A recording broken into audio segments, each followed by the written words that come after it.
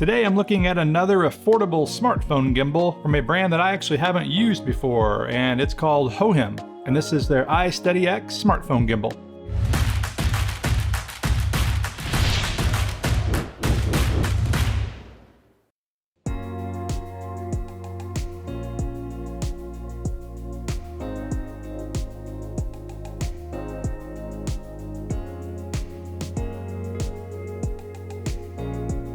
Hey guys, Blake Calhoun, and I'm going to do a really quick unboxing here just to see what's in the package, and then I'll get out and start shooting with this gimbal. Before we get into it, remember, if you want to learn more about smartphone video and cinematography, check out one of my courses like the Complete Guide to FiLMiC Pro, or Smartphone Cinematography 101, or my LumaFusion color grading course. Links to all these are in the description below.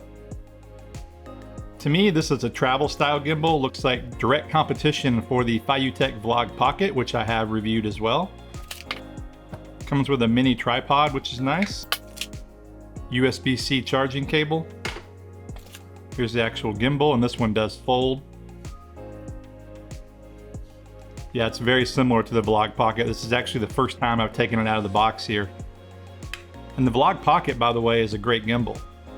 And so we'll see how this stacks up. A wrist strap, and a little carrying bag that I'll never use. But thank you for including it. All right, let's go out and test this thing.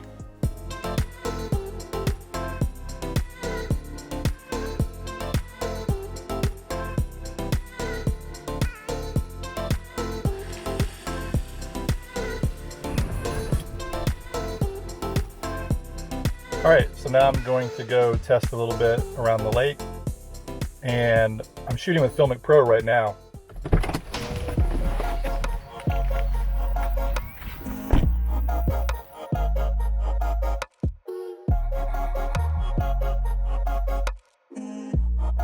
The gimbal is actually really pretty easy to use, and so far I haven't looked at the footage back, but it appears to be pretty smooth.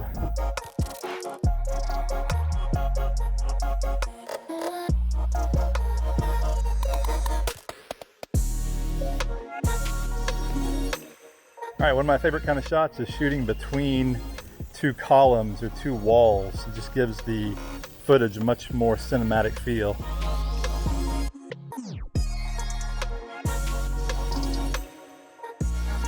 Shooting all with FiLMiC Pro ultra wide lens. And that's a good point. This gimbal does work fine with the ultra wide. The arm is not in the way. One thing I really like here is you can go into underslung mode automatically. And so you just flip the gimbal and it goes right into it. Now I had to flip the image in post-production because in FiLMiC Pro I had orientation lock turned on. But the gimbal itself easily flips the phone around automatically. Overall, I'm pretty impressed with the performance of this gimbal, and I, by the way, was walking completely normally, no ninja walk. I really wanted to see how this gimbal would perform for casual users. So now let's take a look at the app and some of the gimbal functions. So if you've seen any of my previous gimbal reviews, you know that I don't like using gimbal apps. I use third-party apps like FiLMiC Pro or Mavis or the Moment app. That's really subjective, but the only reason I really use gimbal apps is to control the actual gimbal, meaning like if they have tracking or if they have some hyperlapse modes or for calibration. And this gimbal is no different. I recommend using a third-party app for most shooting, but if you're going to do any kind of specialized shooting, there are a couple things this app will do. It has a face tracking mode, which seems to work okay. It's not a traditional tracker, it does an auto face tracker, so you don't actually draw on the screen to grab someone's face. You actually turn that on, and then once a person's in front, it'll track them. It has this section called Moment, and you can do an inception, and it's automatic, and so this is really geared more towards casual users, but it's kind of fun. So it actually spins the phone on its own. You could be walking forward with the phone though, but it does the move for you.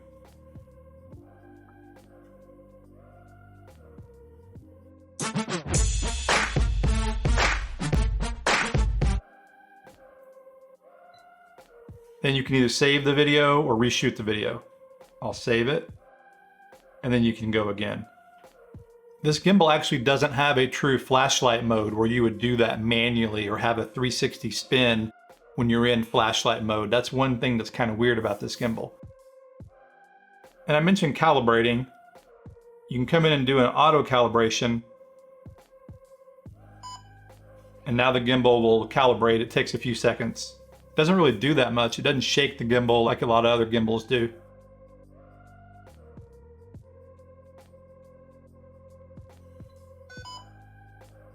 And this is also where you would come in and select the various controls, the motor speeds, the shooting mode, that kind of thing. You can do the calibration by clicking this button 5 times. It'll go into calibration mode. I won't do it. So you don't have to go in the menu to actually do the calibration, but you do need to go in the menu to control other things like the speed of the joystick or the screen rotation, motor response, and even the different, what they call working modes. I call it shooting modes. You have to do that in the app. But again, I wouldn't recommend shooting in the app, and here's some reasons why I wouldn't. The choices here are kind of limited. It's 60 or 30 frames per second only. It will shoot 4K, but there's no 24p, which to me is a really big omission. And it doesn't do 25p. Now, I don't know, maybe they have a different version in Europe, but to leave out 24p is pretty surprising to me. I do like how you can come in here and you can choose the different ISO. You can pick the ISO you want, or you can actually choose your shutter speed, which in this case, if you're shooting 30, you'd want to choose a 1/60th. That way you're shooting with the 180-degree rule. And I like that you can just pick it and lock it, and then once you shoot, it'll stay like that. That is nice. However, here's one thing that I can't find. There's no way to set the white balance or even pick a different white balance, and so it evidently is just auto white balance all the time. And that's not good. I mean, it's good if you're just running around and shooting casual stuff, but if you're trying to do anything with consistency that you're going to color grade later in post-production, you really want to be able to at least lock the white balance. It's possible you can, but I haven't been able to find it. Another weird thing is there's no selfie mode on this. There's only going back to the selfie camera. I can't find a way to click this and make the unit spin around. One thing I do like is you can quickly go into vertical mode. You just click the button once, and now you're in vertical mode. So now you click the power button again, and you're back into horizontal. Now, I don't ever shoot in vertical mode, but if you're doing something for Facebook or YouTube, any kind of social media, then that could be, it's a nice way to be able to get into that. So again, I don't really recommend using the app for shooting. You do need it to set things up, but for some casual users, shooting with the app will be fine. For those that want more control, and importantly, they want 24p, you'll need to use a third-party app. I like to use FiLMiC Pro, and I'm really happy with this footage, and this gimbal has performed as well or maybe better in some respects, especially for this price range. But for transparency's sake, I have to say this review didn't start off very smooth, pun intended.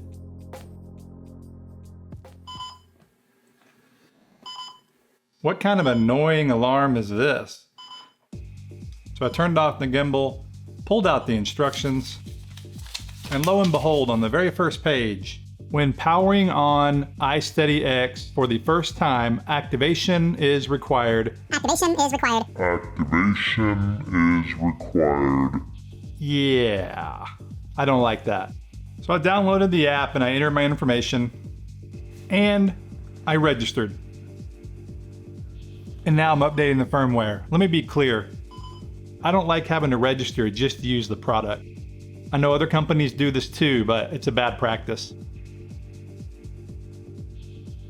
All right, guys, well, I updated the firmware and now the gimbal won't start.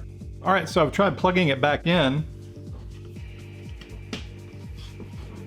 and nothing happens. And so my guess here is the firmware messed things up.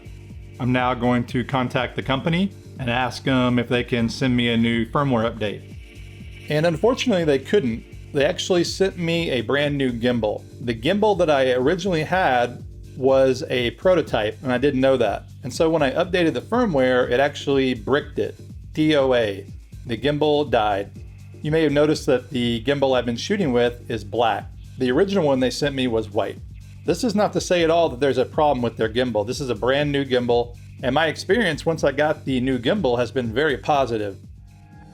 So is this gimbal for you? Well, I gotta say that there are so many gimbals on the market right now, it's really hard to keep up, to be honest.